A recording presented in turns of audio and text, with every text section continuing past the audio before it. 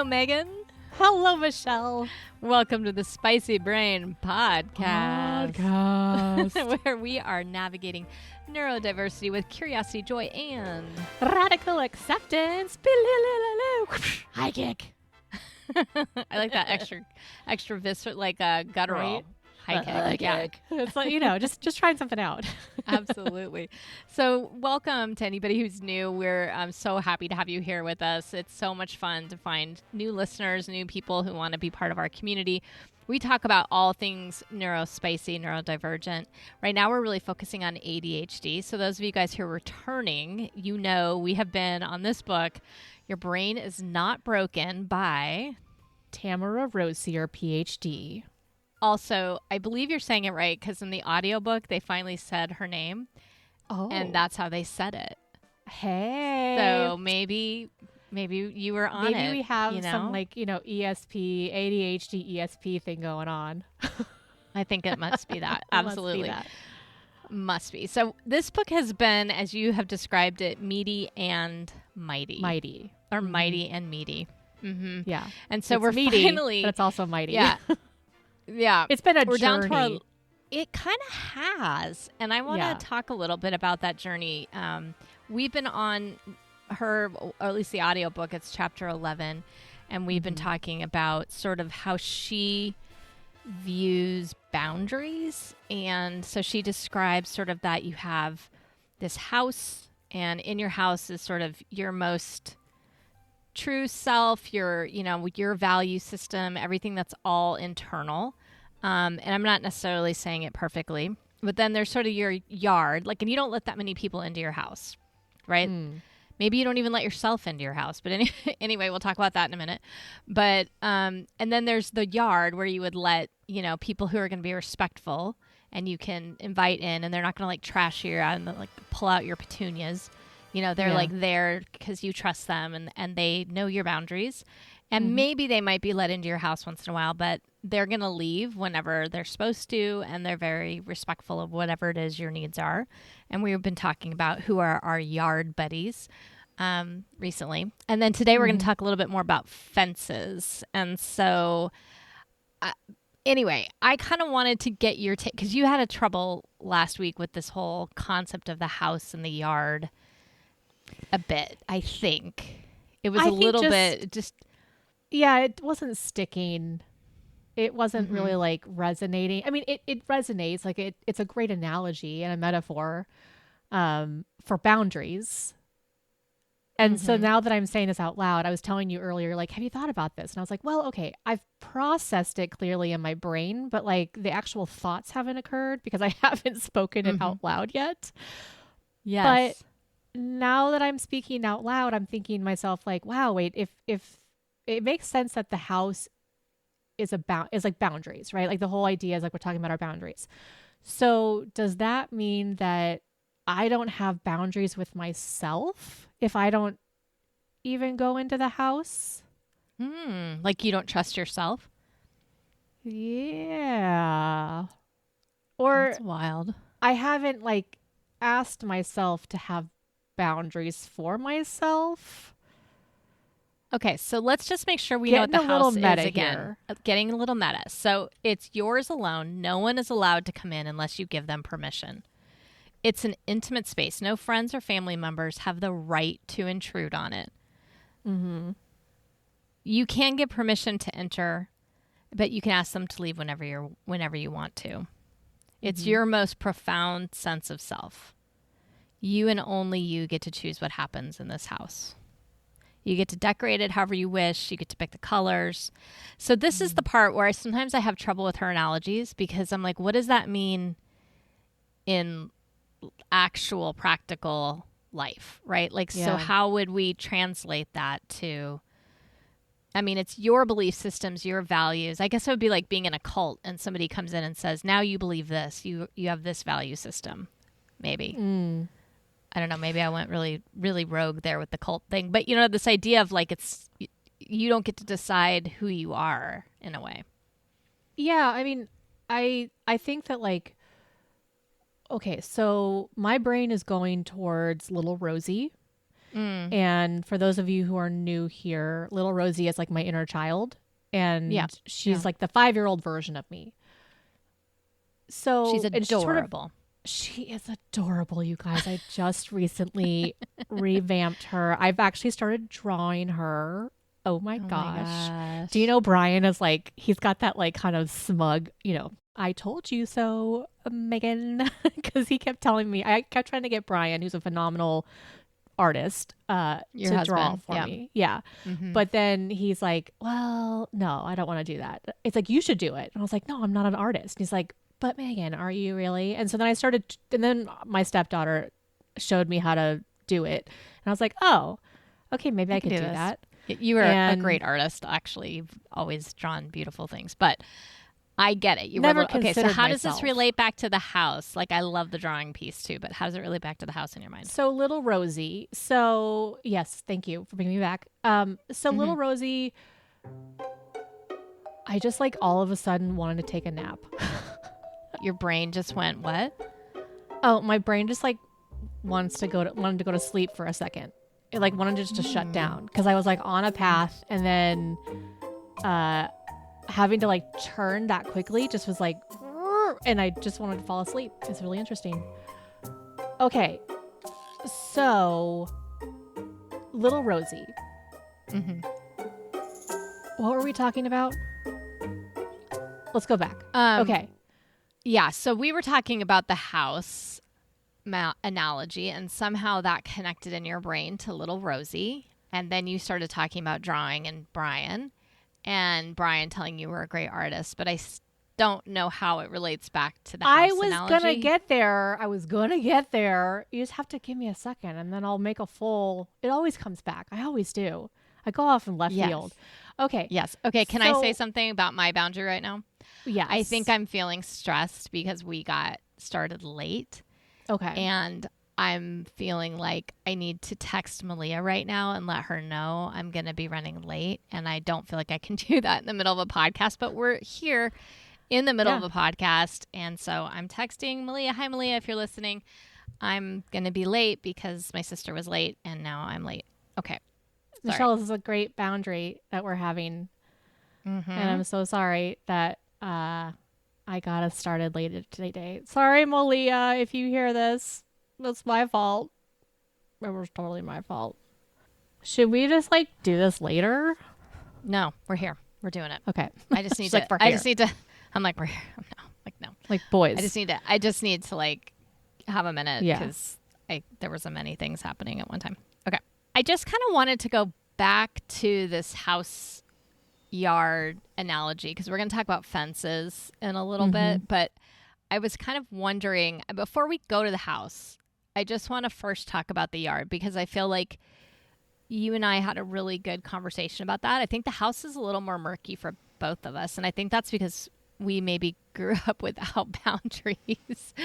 And so it's really hard to figure out like what's the house and what's the yard for me sometimes. And so but in terms of like the yard place, which I thought was cool, but I don't know if we got to it, it's that like making sure that before we're moving on from the set, we're thinking about really like what's allowed in our yard, and like what do we want that to be like, those relationships with people that are more maybe like not necessarily even casual, but just they could be very deep, right? But they're not necessarily going to be these extended conversations, about your innermost worries necessarily always, right? Yeah. I guess it could be, but even if you're having those conversations, there are people who are very respectful of knowing like today maybe I can do this and yesterday I couldn't, or tomorrow I might not be able to, but today. And I was sort of thinking about that with us today. Like I think we're quite good yard buddies now. I don't think we were originally. And she talks a lot about the book about how family isn't necessarily your yard buddy, and that's okay. Yeah. And we'll talk a little more about that with fences, but I don't think we were yard buddies at the beginning. No, I don't think either one of us had good boundaries for each other. Mm-hmm. Mm-hmm. And I was talking to this new listener that we have, and she was saying like, it's so great to hear you guys, and like you're sisterly, and like I've always wanted to have a sister, and I've never had one. And I was like, yeah, okay, like it's definitely a lot of work though, like, because just because we're sisters doesn't mean that we are necessarily going to have this kind of a relationship. And I think like in the past, like it was hard earned between us, I think. So, because like what happened today would never have happened, even like, I want to say even like a year ago. Because remember, Michelle, like right before I left for Monterey, and it was Christmas time, and I was having a problem with like the bed. And you guys were so generous to like let us stay in your house, and you got this like awesome pull-out bed, and you found like a little mattress and everything. And I was just like struggling to sleep on it because it was still not quite like, I was just not comfortable yet. And I felt so bad having to talk to you about that and have to have a conversation about like, I felt like I am like, what do they say? Like, you look a gift horse in the mouth. Like, you've done all these wonderful things. Like, you're giving us a place to stay that's free. You've done so many wonderful things to set it up for us. And I'm still saying it's not good enough. And I think that boundary, like being able to trust that you can have a reaction and that's okay, but also that I need to have my feelings and that's also okay. And that like I'm like, it's something that's very, so like something like sleep, as we've learned, is very, very important. And to have like a non-negotiable of like, hey, I've got to figure this out. This is not on you. Right. But like, I think I was worried that if I said like, hey, I'm struggling with this, that you were going to take it in a way that, was an affront to you. And like, there's all these assumptions being made. And what they say about both assumptions. Sides, yeah. Well, I mean, I think it's interesting, like when you talk about today, like maybe you can talk through that a little bit more of what happened today, because, we were just saying, like, I said, oh, hold on just a second, in the middle of us recording, I'm like, you were kind of going down a path, and I was trying to bring you back on track. And the reason was because I have an appointment. Yeah. And so I'm not able to just flow with you as easily, because I was realizing I told you I had to be somewhere at 3, but I didn't tell you earlier, but now we're here. Right. I thought we were going to get started at 1:30. So I thought, oh, plenty of time, but we weren't. Right. Yeah. And we didn't. And so then now I'm on this podcast with you, and my job is literally to flow with you wherever you go at all times. And I can't, because I'm feeling stressed, and I'm like, oh my gosh. And so then I just was like, I got to stop this right now. And I just need to go and let my friend know that I'm running late. And I don't have time to do this next week. I don't have time to do this on Sunday. It's fall for me. That is a super stressful time. Like, I've got like a window of time to do anything right now. And so it was interesting though to me that I was like, oh, okay, let me just go and do this. And I was able to say like, well, you were late, so now I'm late. And I was telling her that. But normally in the past, if I had said that, you wouldn't have been able to hear that and just go, yeah, I was late. Yeah, that's right. Like I wasn't saying it because, oh, you were late, like Megan. I was just like, well, you're late, so I'm late, so I need to go take care of this. And even me just expressing that, there was sort of this other thing that was on my mind, or having to say that to you, I would have expected from you even. Like, I wouldn't have said it. Right. I wouldn't have said it. And I would have expected, if I had said it, you would have taken it negatively. Yeah. Before. And I don't know that you did or didn't, but it didn't come across like you took it. You were like, yeah, I'm sorry, I'm late. Like you were sorry, but it's like, yep, I'm late, like that's the way it was. So I think that's a huge shift for us in our relationship. Yeah. In being yard buddies. We're like having boundaries for each other, and understanding that that's important. Right. Well, and I think just us being able to talk about this and talk through it has been a huge, like being able to talk through like what is difficult for each of us, and without having judgment, having more curiosity. I think has been a huge change. And like for anybody, you know, for the other people, like, so what happened this morning was that my fire alarm, my fire detector started chirping at 5 a.m. And I had and we had just set up like this whole plan about like what time we were going to get up. You know, we were going to get up at like 7:30 and it was going to be great. And so like it just threw everything off. So I was like, it's 5 a.m. Why am I awake? I took a video of like, you know, the Monterey fog. I'm like, I should not be up early enough to see fog. And so it just threw my whole day off, and I was so exhausted, and I woke up in like in a really bad place. And I thought about the fact that we've been talking about how sleep is such an important part for people with ADHD, particularly. And then I had that in my head, and then I was like, oh yeah, like this is going to be really hard for me. And so I didn't beat myself up as much as I normally do about it.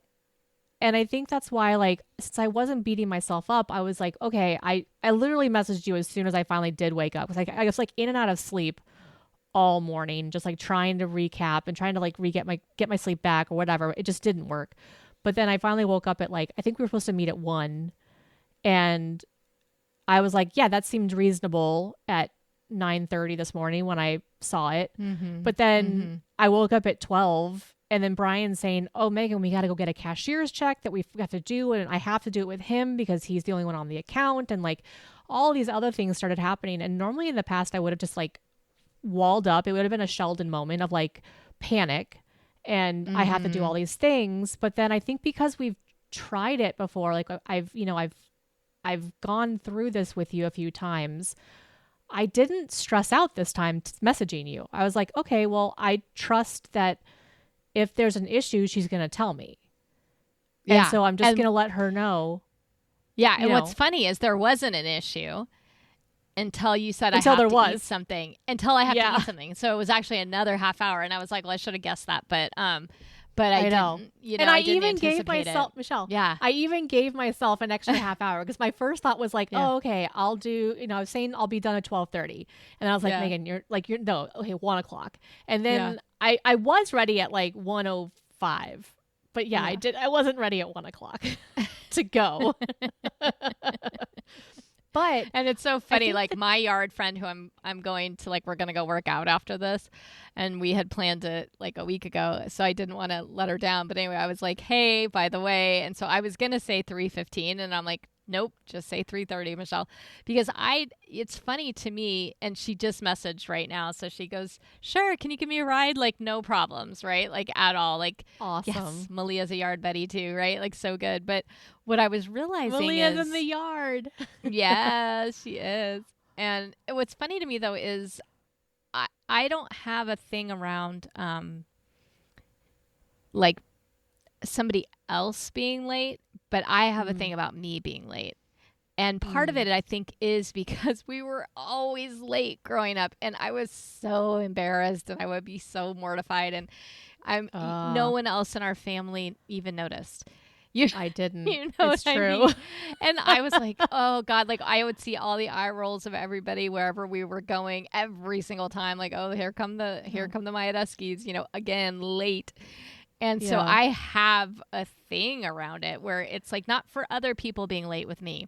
Now that maybe is a boundary thing I need to work on, but for me being late. And so that was really, so I had no issue with you needing to be late today, but I had an issue with being late for somebody else. So it's all of this is to say these things are worth thinking about and talking about out loud with people because it seems so obvious. But every situation is a little bit different, right? Like every time something happens, now you're starting to go, okay, podcast days, I know if there's something big happening, Michelle's going to understand, right? Yeah. It does, I have to figure out for me, like, okay, how late can we be before it's too late for me? Yeah. And I haven't really ever thought about that till right now. Like, what's the point where I'm like, you know what? No, I've waited long enough. I'm done, Yeah. But there's probably a place that feels like that. And maybe it's not the same every day. Like today it is. Today it feels like, because I had a plan, after. But if I don't have a plan after, maybe I don't care. Right. And so it's sort of interesting too. Like you have to be able to say it out loud to people. And I find that so hard. Like I remember when we went gluten-free and dairy-free for the first bit with Josh when he was 3. And I remember just being like, oh my God, I could barely tell a waitress or a waiter what I needed. To the point that all of my friends and you would say things like, she's going to die. You have to do it this way. You know what I mean? Like you all were great. Like you all would make sure like, you know, I would get taken care of, but I had a hard time for myself doing that. Yeah. No, I think that's such a great point. 'Cause like we have to figure out like what boundary we have for each other and whatever. I think it's like being able to talk this stuff through. It's not static, you know, like you're right. No. Like, it's like wouldn't that be nice if it was? I know, but then it wouldn't be life. It wouldn't be fun. Yeah, it's true. It's true. But it'd be nice not to have to make that decision every time. That's true. But it does get easier is what I'm learning because, you know, we talked a while about like our non-negotiables and I had said, look, you know, 11 a.m. is my non-negotiable. I don't start things until 11 a.m. However, I think it's so healthy to be able to deviate from a rule. Cause like, I think my life, I ran with rules and rules in my mind were boundaries, which I think a boundary is different because a boundary, like, a rule makes it like, okay, it is hard and fast and like it's impenetrable. But a boundary kind of seems like it could ebb and flow depending on what is needed for the day. And so, you know, I like needing like to one see, of those invisible fences task. for your dogs at the beach or something, right? It's like there's this invisible fence and but like what's the invisible, like the invisible fence has a boundary, but like where's the, like what's the thing that is tethering it? So like if you have a boundary, even with that, I'm like, well, there's still like a very specific spot, but like, let's say that you're the one tethering it and you're walking. So the boundary is moving, but it's based in proximity to you. Whoa. As opposed to it being stationary. Head exploding. Is your head exploding right now? A little bit. Like it's like trying to think about that. You're a little awesome right now. So okay, let's talk about the fence then too, because I think this is important as you're saying this, since we started already talking about a fence idea. So she says, like, imagine a fence around your yard. Most of the world is on the other side of your enclosure. It helps delineate over your yard, where your yard begins and where the access to your yard starts, like ends and starts, right? So it's like you're like, this is your little world. And the rest of the world's outside. Yeah. Is how she thinks about it. And she talked about like thinking about what your fence would look like because she had 2 different clients and one had kind of like a very light string around like. Yeah. And then another person had like a fortress, you know, like a giant wall that was impenetrable and no one could get through. And I wonder if the like rule kind of thing is like that, where it's like, I live by rules and no one can get through. Yeah. If, you know, she's like, so I had to help that person kind of create a gate so that somebody could come in when welcomed. But well, and these metaphors are so powerful because in grad school in New York, I saw a therapist there, not the greatest therapist, but the one thing I do remember though was that she talked about like, what kind of a mental barrier do you have around you? And I was like, oh yeah, it's a brick wall. And she's like, okay, so And at the time, like I was super sarcastic. Like I didn't let any emotions get in. Like I remember like there was this most sarcastic guy in class, and he even told me, he's like, "Dude, you are way too sarcastic." And I was like, "Whoa, that's like saying a lot coming from the person I think is the most sarcastic person, right?"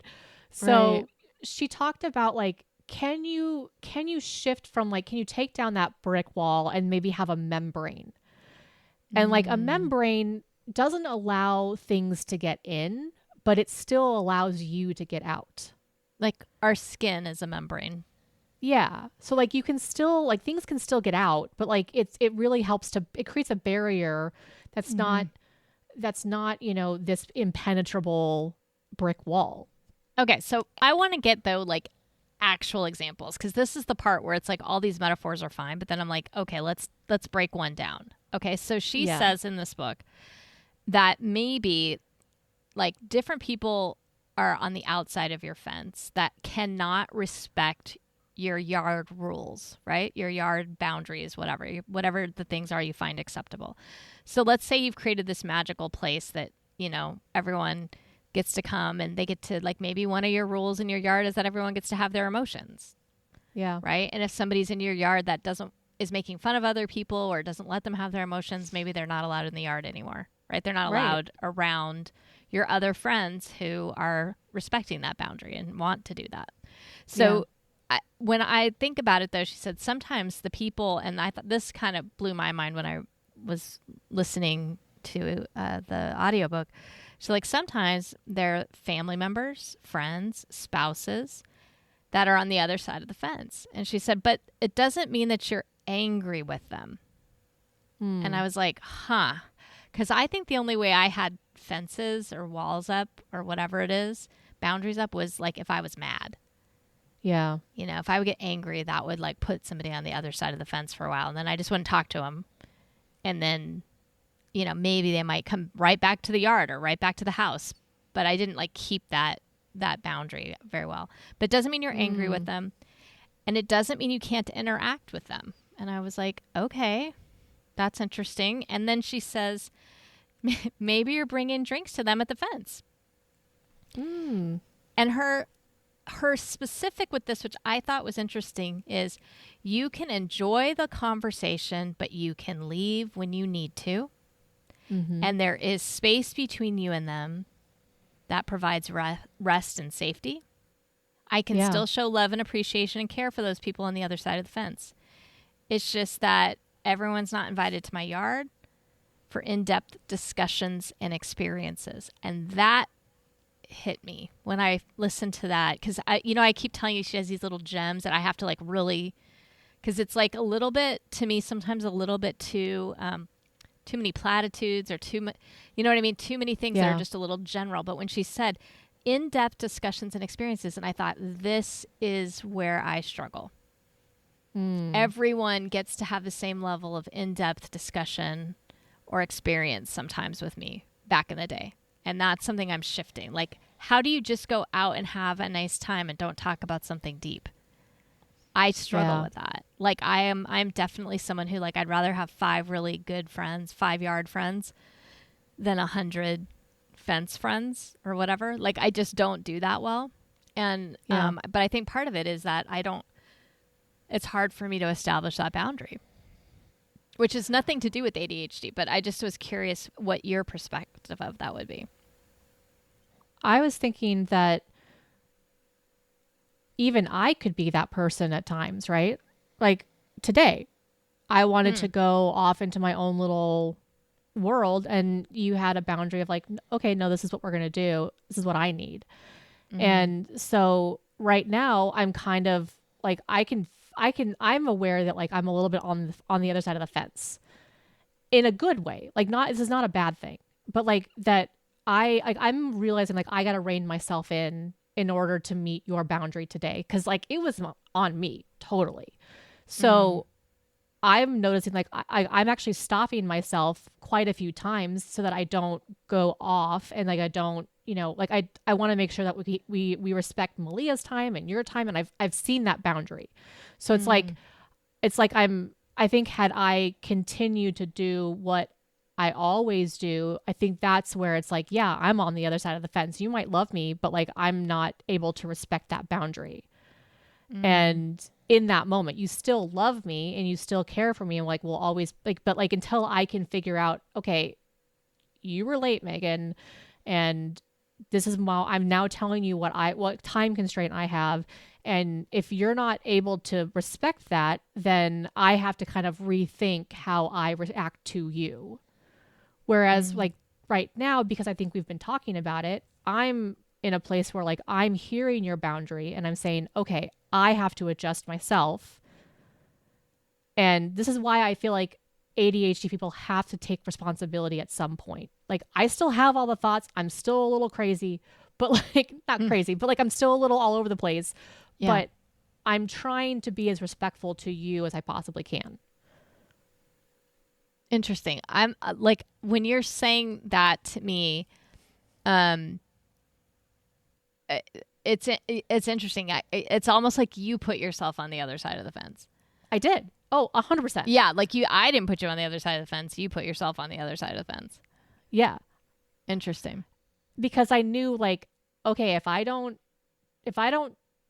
take, like, I know like if I come as my full self, I'm not going to be able to maintain this boundary. And what boundary are you thinking you're keeping? I'm curious about that. Trying to be aware of time and not go off on tangents. Well, but that's not your job. I know, but like, I just had a boundary of I have to tell Malia I'm going to be late. You don't have to bound yourself. Okay, that's good. Now we're talking about it. That is not an expectation I have for you, and that has nothing to do with what, in my mind, what was going on. I just needed to tell you I was stopping you because I was stressed about the time.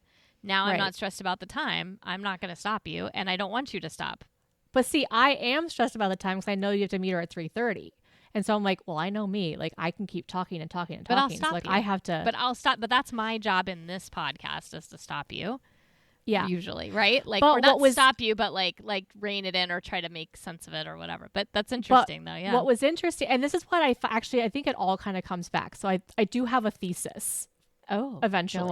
Go on. Because at the very beginning, I had a specific idea about the house. And when we kind of pivoted away, like my brain shut down.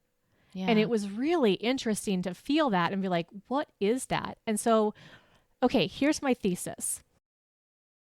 I think that the house is the boundary of like your inner child, right? It's like the purest part of you, like the whole, like whoever you are, like it is the house is the true essence of you. And like the part where like you just get to like wave your freak flag and nobody cares. And like, you're just, in your house, either naked or clothed, however, it's like whatever, when you're by yourself, it's like who you are. Yeah. And because I was told from such an early age that who I was not okay, I took little Rosie and I put her in a closet. Like we had this, like, I have a very specific, like, armoire, this white armoire kind of like weird thing that we had. This is like the one thing I do remember from EDMDR was that like I physically put her into that armoire. And I said, I am not accessing you and you're not okay and you get me in trouble. So I removed myself from the house. Whoa. Or you locked yourself into part of the house. No, I think I locked myself out of the house. Out of the house. Wow. And like created this really awesome yard that's like Everyone Rosie adjacent. Yeah, Rosie adjacent. Rosie adjacent, but it wasn't actually Rosie. Interesting. And so that's just why like I had all these rules, because I was like, okay, clearly, who I am is not okay. So I have to have boundaries for myself. I have to create rules in order to keep myself safe. But then what I did was I created these very, very rigid rules. And then over time, like, that's why I think I just couldn't live anymore, because like you just are bogged down in rules and you're trying to be something other than what people want you to, like, other than yourself. Yeah, which you can't do. Yeah. And so like now what I'm learning is like I'm discovering that it's really important for me to, the more I speak about this and the more I kind of like work through all of this, I'm realizing that like I need to just like own little Rosie. Like I need to own the true essence, the being of my nature, not the being of my experiences. And so like that's what I say, like I haven't been able to like really move into my home yet. No one's actually really gone into it. And what I find even more fascinating is that like this whole situation came up, and so like my being on top, like I think I'm sort of like kind of building ways to like talk to you more and communicate better. And I'm like drawing, I unlocked the door to my house and like, I'm drawing the curtains, but I haven't moved in yet. And I think like when I will move in is when I can like trust that like, okay, we have only 30 minutes, but like even whatever my self is, those 30 minutes, like it'll be whatever it is. And I don't have to like stress about, is it going to be good or bad? It is. Like there's no quantifying, no qualification of it. Yeah. And I think that when you say that, it's interesting because part of it is me letting go and being okay with whatever it's going to be. Right. Because so much of my role in like life has been, I was talking with a friend at work that does not listen to the podcast, but was sort of like, oh, everyone's listening to it. I guess maybe I should too. Right. And yeah, it was cute. And I said, Megan talks about her drill sergeant in her brain. That's such a jerk sometimes. Right. And I have a million butlers that are not my own. I have your butler. I have Josh's butler. I have mom's butler. I have everybody else's butler. And it is deafening sometimes to hear my own. It is like so hard. I know I have my butler too, but it is harder to hear mine. I hear everybody else's reminding me in my head of what you all need to do. Because I grew up. That's how I got through, right? It was like, oh, the house is going to burn down. I better remind somebody that the stove's on. This is fascinating. So basically, like, I moved myself out of the house, but you moved us all into your house. I mean, physically and mentally, yes, I have done all of that. Yes. It's true. But that means that there's, it's hard either way, right? Because it's like, yes, I have all these butlers. Okay, great. But like, then where's my butler in all of this? And like, where's when people talk about self-care, and, we were talking about that on the podcast the other time, a couple weeks ago. And I was like, saying how the only thing I get angry about with my therapist or with you guys sometimes is like, you're like, what are you going to do for your self-care, Michelle? And I'm like, screw you. Like, I don't have any time. There's all these butlers telling everybody's thing that they have to do. And I'm like, it's too much. It's like, I can't. So it's interesting though. Complete juxtaposition. I bet I do kind of wonder if part of that is like the more boundaries that I have for myself. Do you think that like letting go of my butler will, like, could that be a thing? Oh, it has already. For sure. Yeah, no, so much better for me. Like, I don't wake up every morning going, oh, I better check on Megan. Right. Like, I don't do that anymore. I don't message you every day and check in. Right. Like, and find out what you're doing with your day. Like, I don't do that. It's easy for me to do with people because it's just so automatic. Right. Like, it's just an automatic thing that's like, I don't know. You're going to turn on the right hand turn signal when you're turning. It's like, it's not a thing I think about. It's a habit. As well, but it's also and sometimes it's like a very helpful thing, especially in my job with the people I work with or with the students that I work with, that I have that ability. But it is definitely something that I have to be really conscious of. Like with Josh, like, he's an adult now, he's 18. He doesn't need me to do that all the time.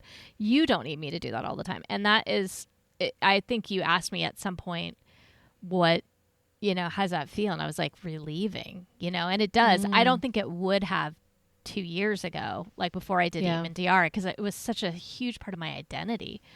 And it was like, who am I? That's what I did in EMDR, was who was I, and what were the things that I valued. And I'm still for sure working through all that, but I didn't have a good sense of that. Yeah. And so even like today, now thinking about it and talking with you, it's like, if there's something going to happen, we need about an hour and a half to do this podcast, just because we talk a little before and there's usually something after and there's things happening. So I really need a half-hour buffer after that for anything I'm going to do after. So if it's going to butt up against within that half hour, so really it's a 2-hour window, but I wouldn't have said that because it doesn't take us 2 hours to record it. But now I'm thinking, like, that's probably one of the physical boundaries that we had talked about earlier I need to have with this podcast, so that I don't get anxious, which is what was happening. And why I wasn't able to hear your whole story about little Rosie and let you just go with that was because I was having anxiety about the time. So that's But good I to think know. that's such a beautiful thing to be able to recognize. And I think what's so great about this is that, like, you know, I think that's why, and like, not feel bad about the fact that that's something I need. Yes. Right? Like, because that was something before that I would have just been like, and I remember telling somebody this, and I can't remember who now, but they were like, well, you know, what's going on? And I was like, oh, I just like absolutely grew up trying to need nothing at all from anyone at any time. And like hyper vigilance, hyper, I'm trying to think of the word, but like, you know, like being very capable. Yep. Right. And competency and capability and being able to, like, you know, do things on my own was how I survived. And that's just great sometimes. And then really not great other times, right? Like, it's like you need people. And it has to be okay that you need things and you need space and you need time and you need all these things. And I could not accept that in myself for so long. It just took forever. But it feels great to sit here with you now and say it and go, yeah, totally need that. And I don't know. Michelle, it really does take a burden off of me knowing that, like, you have your own boundaries.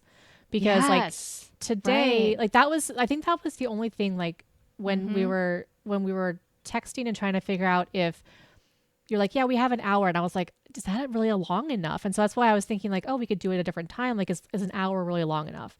And now, like, knowing that you're thinking that through, I won't be as worried about that, you know, next time. Cause I'm like, yeah, she's got it figured out. Like, and if not, we'll figure it out together. Like, so it's just so relieving. That's why, like, I didn't worry about telling you that I had to go do something, because I was like, I at least messaged the family to say this really horrible thing happened. And then I actually thought about that. I was like, I messaged our family chat, and then I was like, hey, good, Michelle at least knows that, like, my morning was screwed up. And absolutely. She'll be aware that, like, things might be a little strange. And then, you know, when I wasn't worried about saying, hey, I got to go to Chase and I got to do this stuff. And, you know, and so I think that, like, that last bit of piece of, like, just knowing that, like, if you know what your boundary is for your time, then, like, I'm never going to worry about it again. I'll be like, oh yeah, she'll let me know if there's a problem. Yeah. I think I just had to, like you, sometimes it's like you have to have that moment of, you know, thinking about it. And this is really to her point in the book of sitting there and asking yourself or talking with somebody else and thinking about it. And I think for me, it helps when we're thinking about it a little bit in real time. And when it's in the sticky moments, there's friction, there's something that doesn't feel completely right and you don't know why and what's happening. And I think you were getting that when I was like, so wait, what does this have to do with the house? Like, you're going on this beautiful story that I completely interrupted. And I didn't give you any space for it or any oxygen. And you're right. You're like, oh, I'm on the other side of the fence. Something's happening. This doesn't feel safe, or maybe safe's the wrong word, but, like, it doesn't feel comfortable. And, or I don't know what's happening here. And I'm not sure. I don't know. I'm putting words in your mouth. I should let you talk about that. But I realized I could see, and then I was like, oh, her brain has, this was helpful too. You were like, my brain has stopped. And you were so flooded at that moment. I had, like, completely done something that I don't think we've had happen in a really long time in the podcast, where I interrupt you because I've worked really hard not to. And give you space and be curious about where your brain is going. And then I was like, oh, that's me having no space. Like, I'm anxious. So then I could tell you, though, out loud, which was new for me. You know, not new in the last 6 months, but last year, but, like, new in our relationship, of the long term of our relationship. Because I think I would have just gotten very staccato, which I did in this at the beginning. You can tell, like, when my voice changes and I'm curt and I'm in that, like, little, you know, kind of trigger moment for me. Yeah. And so it was interesting though, that it was like I feel like we flowed through that more quickly than normal. We would have That's normally. exactly what I was thinking. Cause like in the past, sometimes we've had to take a 20-30 minute break, or we've had like, and this is exactly what we talked about at one point. It was like, how do you know your boundaries? Like, well, you have these boundaries where it's like, do you recognize it, and how long does it take you to recognize it? And sometimes it takes you like, multiple days, and then it's like 1 day, and then it's 10 hours, and then it's 2. Like, so this was amazing. Cause like we went from needing a break to just like figuring it out pretty quickly. And I think over time, like it will be so much easier to just like, oh, okay. Yep. No, you do that. Let's do it. Yep. And it's not like a big deal. Yeah. And it didn't feel like a big deal. It was like, okay, yeah, this happened. It didn't. And it was interesting because I was like, oh my gosh, but I want you to air the whole thing on the podcast. I know. Like I'm kind of And then I was like, yeah, maybe. Because we don't want anyone also to think that we're not real and that we don't ever have disagreements or issues. I mean, we have fun together. Believe me, like we laugh harder together than like anybody. I know this particular one, if you're brand new to us, you're not hearing us laugh a lot, but that's also real too, right? Like we're not trying, we don't, the reason it's fun to listen, for me to listen to us sometimes when I listen back to a podcast now and then, is because it is fun to listen to us laughing much, but that's coming from a very real place. Like when we're belly laughing, it's because we think something's funny. It's not just put on. So this is not put on either, right? It's like, no, we had an issue. This is what it was like. I had to take a minute. I think that's so real. I don't mind any of it staying on, because it is how we have gotten to where we are. Like, again, I say it's hard earned. Yes, it is hard earned. We have horrible communication habits that we have had to work at, and we can go down that groove very easily. It is super easy between us to get into that sticky wicket place where it's not healthy. And sometimes, and so, yeah. I think it's so important that people hear boundaries being done in real time, because that's exactly what we're talking about. Like, this is the entire episode about boundaries, and we just had like an entire boundary moment. And in the moment, like Megan was a yard person, and then she let me a little bit into her house, and a little tiny intrigue, and all of us in a little bit. And now she's asking us for like going back to the yard, and then you put yourself on the other side of the fence. And then now I hope you feel like you're back in the yard, because I feel like no, I totally feel like I'm back in the yard. I'm like, okay, I walked right back in. I'm like, hey guys, what's going on? I'm bringing the life of the party. She says something I wanted to bring up, which I think speaks to this moment between us right now, which is that, like, when you have a healthy fence, like where that fence is, or you can put yourself on the other side of that fence if somebody else isn't understanding that needs to happen. That you are more self-confident, and you have more self-respect for yourself, right? And that allows you to have more energy and like overall happiness and productivity. So I think it's important that we like think about what those boundaries are, and sometimes maybe you do have to say them out loud. Yeah, and maybe it's important to say them out loud, or to write them down, or whatever. Yeah. Oh, yeah. I mean, I think just being able to speak them out into the world is important. And you had asked at the very beginning of all of this, what do I think about it? Like, I know I was having trouble with it last week, and how do I feel about it this week?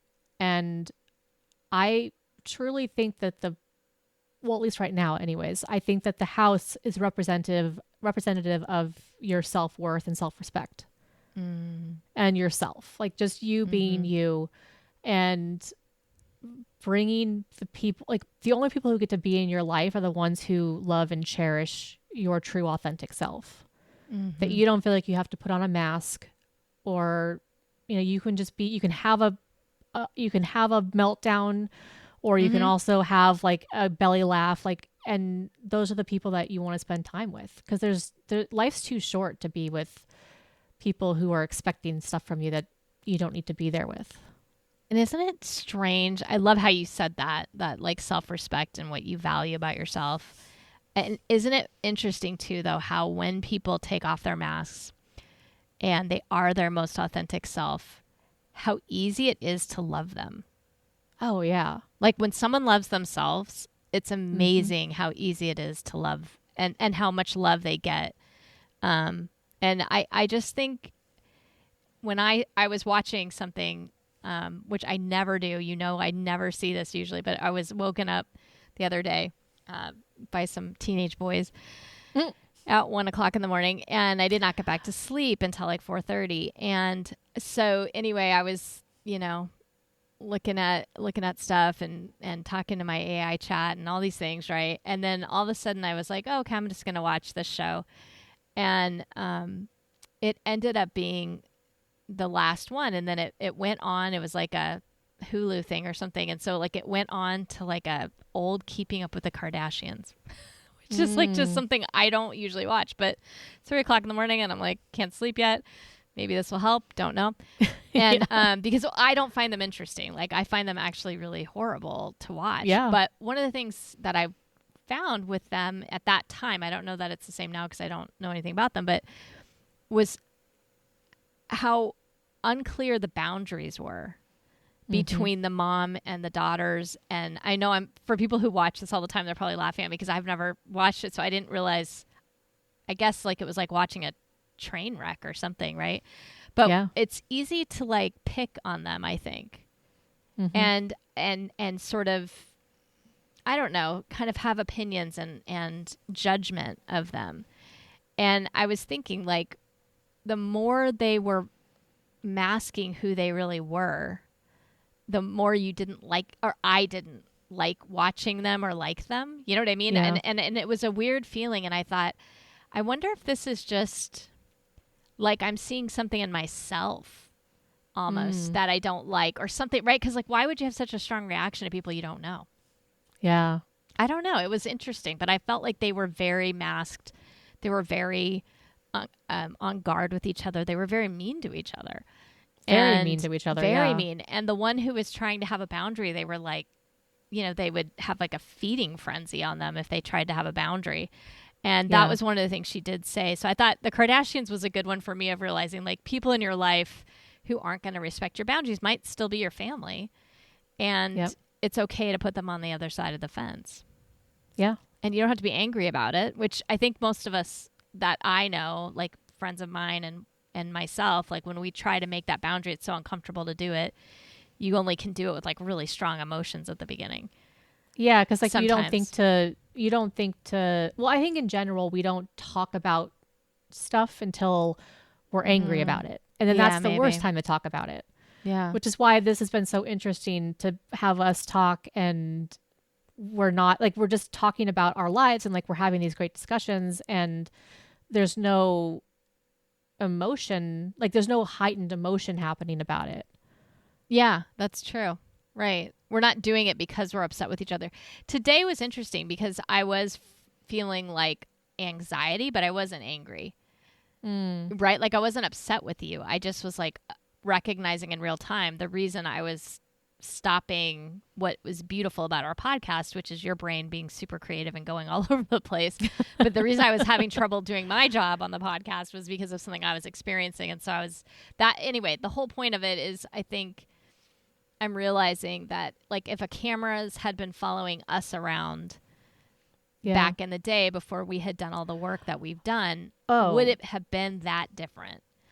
Yeah. Right? Like they could have ended up with us at a bar screaming at each other for sure. There was more than one time things like that would have happened. So I'm like, I'm not that different than the Kardashians. I don't need to put on airs or judge them because like it is hard work, like to be in a family, have been brought up, in whatever communication styles you have. And if you want that relationship, if you're lucky enough, I guess, or unlucky enough, or however you want to think of it, to have siblings as adults, it's a lot. It's a lot. It is. And I think like, I remember like in high school and college, there was one of your friends who I just like had this really strong personal reaction to of like, oh, they're so annoying and like, oh my gosh, and just did not like them for a while. And I realized like, oh, I'm kind of like that. I was like reacting to what, and And I think for like the Kardashians, I mean, there's a lot of reasons not to like them as far as like how they, just a lot of different things that they've done for our society that are not great. But like when it comes to their family, it's like that could be anyone's family. And it is. That's how a lot of us treat each other. Yeah.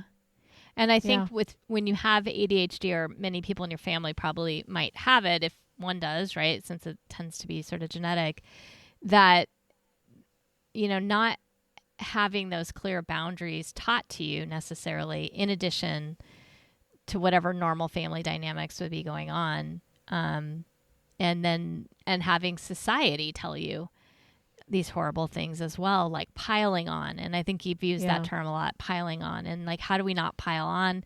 But also like you having to really go through and say, okay, this is a boundary I have, the 11 o'clock. Start with something concrete. So for me now, it's start with the 2 hours. We need 2 hours to do one podcast, a time frame. And then if you can do the physical boundary, then maybe eventually you can do the emotional boundaries, which I think is way harder. Yeah. In a lot of ways. And one last thing, because this just hit me when you were talking about family and all of this. When I look at like how the response you had to the Kardashians or the response I had to your friend, or I too wonder like if the response that sometimes your family has, I know there's a lot of people who were like kind of angry with me and like angry about like how I was reacting, like when I was really young. If ADHD is hereditary, a lot of those people might be seeing themselves in me and taking it out on me. So when you're upset with the person who's ADHD, maybe it's because they themselves are also ADHD, and they're like seeing the part of them. Like I'm thinking of very specific people in our family, and I'm sure you can think of them too. Yeah, that are totally ADHD. Yeah, and that like that might be a big part of why their anger came out, or not anger, but like their judgment of me came out. So strong. Yes. Yeah. It's fascinating. Well, which is also why you can love them, and then they can put them on the other side of the fence for a while. Because like if they can't work on their own stuff, and you don't have to be angry with them. You just take them once in a while, take them a little mint julep. Yeah. Go and have a little chitter chat about nothing in particular. Give them love and move along. Yeah. Exactly. Yep. Agreed. I am fascinated by this conversation. I think we can probably talk about it for another 4 hours. But as I told you, my boundary of time is up.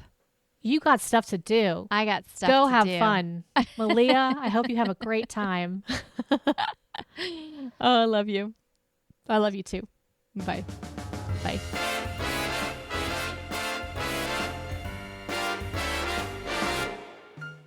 Thanks for listening to the Spicy Brain Podcast, brought to you by Spicy Brain Studios. Next week, we're talking about dancing through the day, practical hacks for adulting that make life with an ADHD brain feel a little lighter, a little easier, and maybe even a little fun. Make sure to follow or subscribe on your favorite podcast app so you don't miss it. But until then, here is to a great end of the week, and remember to stay curious and joyful. Radical acceptance. High kick. Love you. I love you too.